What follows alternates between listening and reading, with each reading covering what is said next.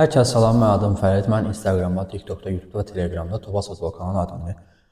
Bu günlərim 6-cı günüdür, şənbə günüdür. 8 mart üçün olan mərc təxminlərindən sizlərə təqdim edəcəm. 16 dənə mərc təxmini sizlərə təqdim edəcəm. Siz bu 16 dənə oyunun içindən hansı ürəyinizə yatsa, seçib bir dənəsini, 2 dənəsini yaza bilərsiniz və yaxud da ki, 2-3 dənəsindən kombin şəkildə kupona düzəldə bilərsiniz. Tezbazar keçən oyunlarımıza elə çox vaxtınızı almayacağam.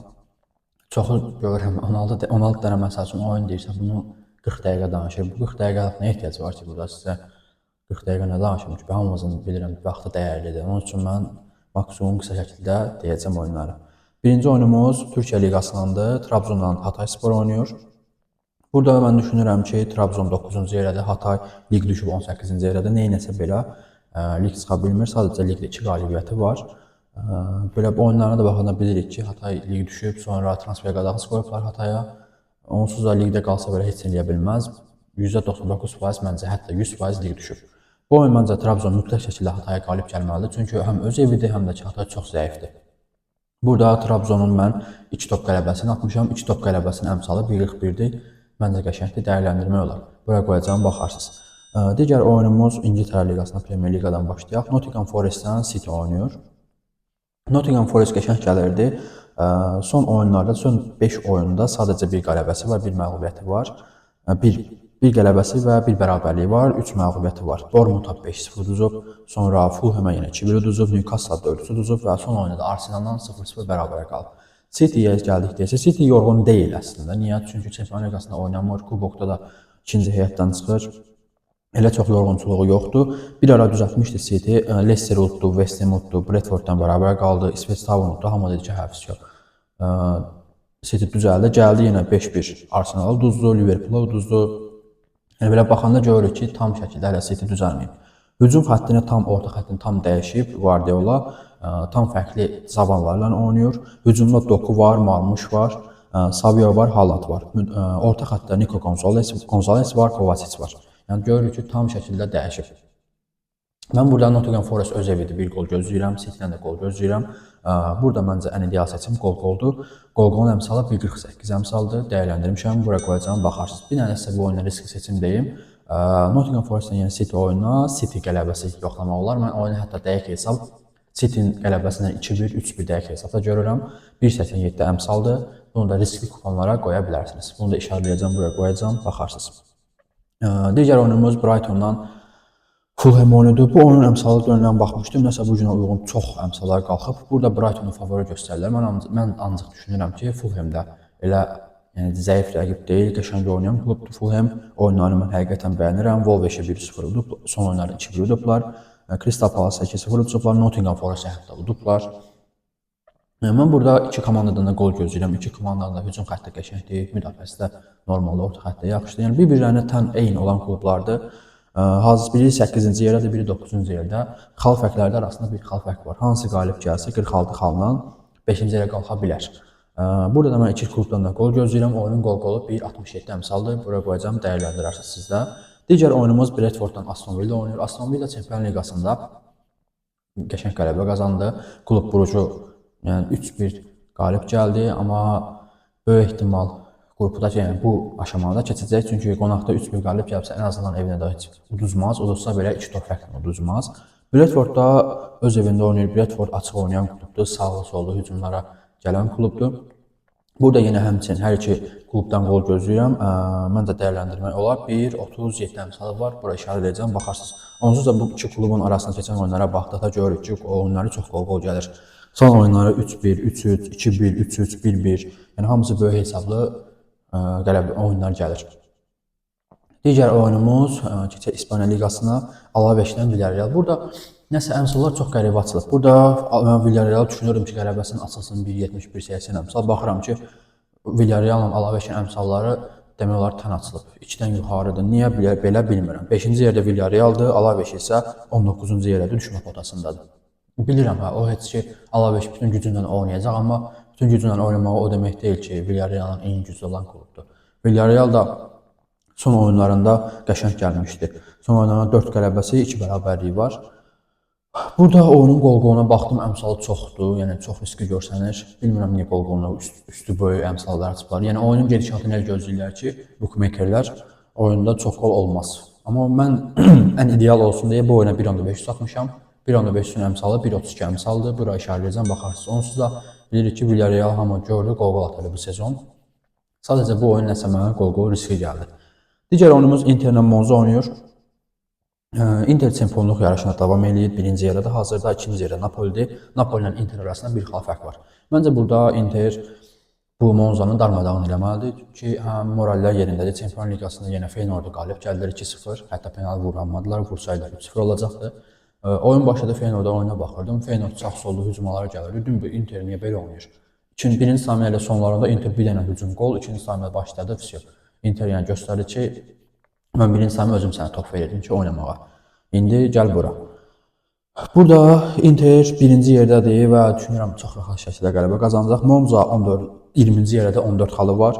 17-ci yerdə olan klubdan arasında 9 xal fərq var. Düşüb demək olar ki, 100% burada düşüb. Monza da düşüb. Inter burada məncə rahat qələbə qazanacaq, şou göstərə bilər, öz evində oynaya bilər, böyük hesabla gələ bilər. Mən burada ən garanti olsun deyə Interə ev sahibi Fora qələbə atmışam. Fora qələbənin əmsalı 1.41 əmsaldır. Bura qoyacağım, baxarsınız. Məndə çox dəyərləndirmək olar. Keçək Almaniya Liqasına. Burada qəşəng oyunlar var. Mən sadəcə 3 oyun seçdim sizlər üçün. İlk oyunumuz Holstein ilə Stuttgart oynayır. Holstein ilə Stuttgart oyunu baxın. Hər iki klub Köln klubudur. Necə? Stuttgart biz necədir? Çox belə hücum oynayır, çox belə hücum xətti yaxşıdır. Prosta qol vura bilmir deyə gəlib qol yeyir. İndi gəlib oyunu çevirmək üçün ancaq hücum arxasınca belə olanda da korner gəlir, rahat şəkildə gəlir. Oyunlara da baxsaq görərik ki, Stuttgart korneri vuran klubdur. Stuttgartdan mən azı bir 5-6 korner gözləyirəm.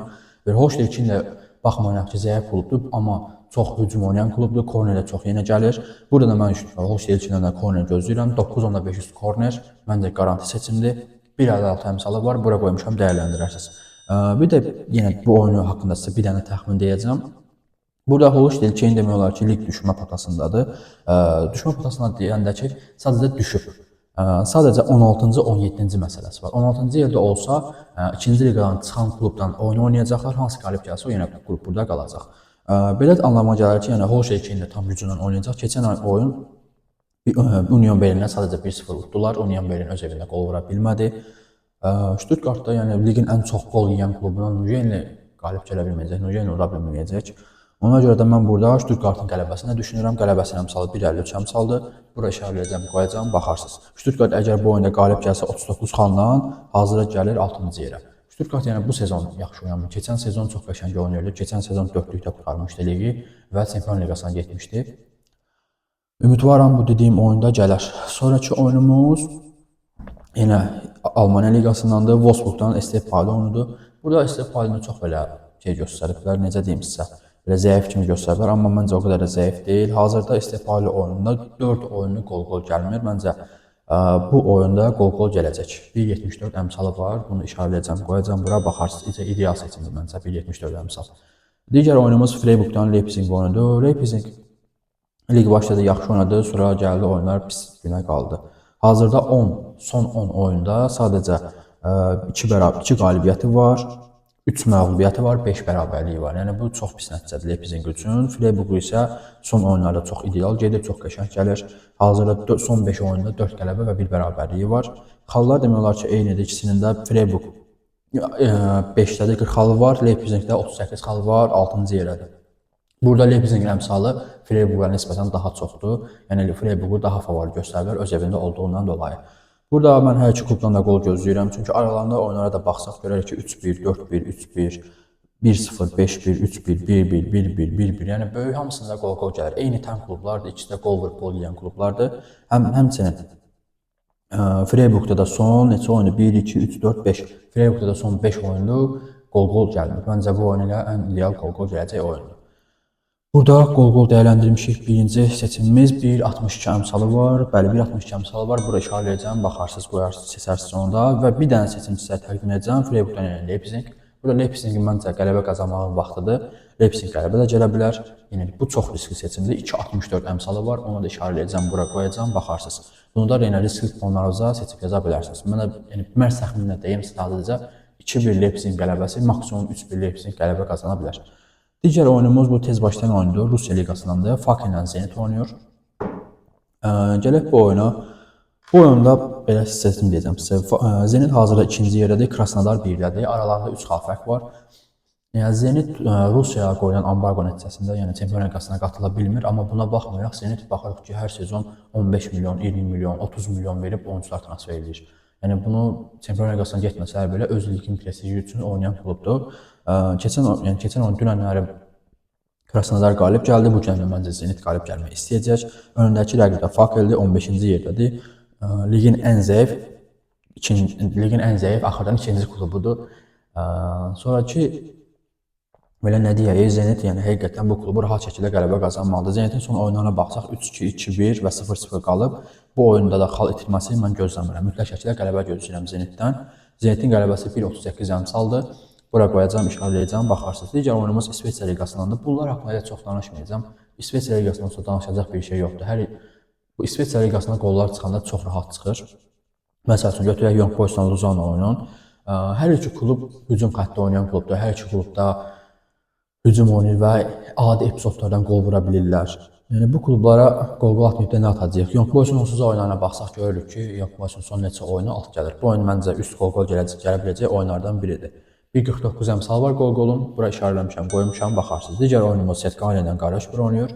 Bu oyunda qol atmışam. Bunun da əmsalı 1.57 əmsaldır. Bunu da işarə qoyacağam bura, baxarsınız. Digər oyunumuz Azərbaycan liqasındandır, Mis liqasından. Araz Naxçıvanla Qarabağ oynayır. Burada mən Qarabağın qələbəsini gözləyirəm. Niyə? Məsəl üçün baxsaq ki, görsəm ki, məsələn Qarabağ hardasa 7-8 oyunda qələbə qazanır, xal itirmir, deyərəm, hə, Qarabağ xal itirə bilər, bərabərlik gələ bilər. Araz Naxçıvan güclüdür. Amma baxıram ki, bu öncəki oyun yox, ondan öncəki oyunda Sabahla Qarabağ bərabərə qalıb, xal itirib. Burada mən Qarabağın qələbəsini götürəcəm. 1.49 əmsal var, bura qoyacağam, baxarsınız. Onsa bilir ki, bu oyun Bakıda gedir. Araz Naxçıvanın stadionu olmadığına görə Bakıda oynayır, Bakıda qalır. Onsuz da Qarabağ üçün eyni şeydir, azarkeşlər yenə gedə bilir. Burada Qarabağ məncə qələbə qazanacaq. Baxmayaraq ki, çempionluğu qarantiliyib. Yəni qarantiliyib deyəndə indidən bilinir ki, çempion Qarabağdır, amma yenə Qarabağ məncə rahat şəkildə qələbə qazanacaq. Rahat şəkildə deyəndə Qarabağın da rahat şəkildə qələbəsi necə olur ligdə? 2-1, 2-0, 3-1 maksimum belə ola bilər. Qarabağın da qələbəsi 1.49 əmsaldır. Bilmədim, bura qoydum yoxsa yox. Bir də təkərəm qoydum bura. Bu günlərim üçün 16 dənə məhz təxmini dedim sizlərə. Yenə siz seçin, öz düşüncələrinizdən götür qoy edin, yaza bilərsiniz. Və nəzərə çatdırım ki, Telegrama qatılmaq üçün aşağıda link qoyacağam, Telegram linkini. Oradan qatıla bilərsiniz və mənə dəstək olmaq üçün videonu bəyənməyi unutmayın. Hər kəsə uğurlar.